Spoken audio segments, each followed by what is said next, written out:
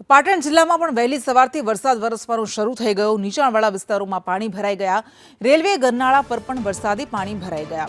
પાણી ભરાઈ જતા વાહન ચાલકોને ભારે હાલાકી પડી રહી છે। આમ ભારે વરસાદને કારણે પરિવહનને પણ અસર પહોંચી છે।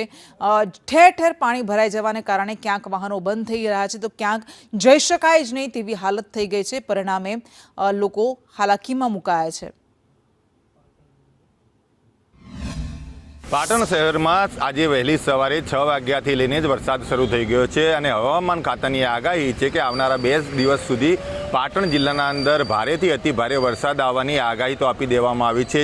જો કે જે પાટણ અને સરસ્વતી વિસ્તારના અંદર 1 ઇંચ જેટલો વરસાદ પડ્યો છે અને જેને લઈને સમગ્ર પાટણના જે નીચાણવાળા વિસ્તારો છે આ પ્રથમ ગરનાળું છે, રેલવે ગરનાળું છે કે જે દર વરસાદના અંદર સામાન્ય વરસાદ આવે તો પણ જે પાટણ નગરપાલિકાની પોલ ખોલતું હોય છે, વર્ષોથી આ સમસ્યા છે।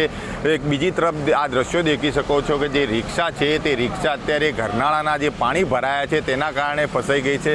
સ્વાભાવિક રીતે જે વાત કરવામાં આવે સમગ્ર રીતે જે ગરનાળાના અંદર પાણી ભરાયાના આપ લાઈવ દ્રશ્યો જોઈ શકો છો કે જે ગરનાળા વિસ્તારના અંદરથી એક ગાડી પસાર થઈ રહી છે તે ખૂબ જ જોખમી રીતે પસાર થઈ ગઈ છે। કારણ કે જ્યારે પણ આ ગરનાળાના અંદર આવી રીતે પાણી ભરાય છે ને એના અંદરથી આવી નાની જે ગાડીઓ હોય છે તે પસાર થતી હોય છે ત્યારે તે બંધ પણ થઈ જતી હોય છે। ખૂબ જ મુશ્કેલીથી તેને બહાર નીકાળવામાં આવતી હોય છે, પરંતુ માત્ર હજી 1 ઇંચ જેટલો વરસાદ જ ખાબક્યો છે અને જ્યાં આગળ સમગ્ર ગરનાળું અત્યારે પાણી થઈ ગયું છે અને હજી તો આવનારા 2 દિવસમાં ભારેથી અતિ ભારે વરસાદ આવે તેવી હવામાન ખાતા દ્વારા આગાહી પણ આપી દેવામાં આવી છે। ત્યારે દ્રશ્યો દેખીશું કે વધારે વરસાદ જ્યારે ભરાશે ત્યારે જે જનતા છે જે જનતા કેટલી મુશ્કેલીઓનો સામનો કરે છે। યશવંત પટેલ।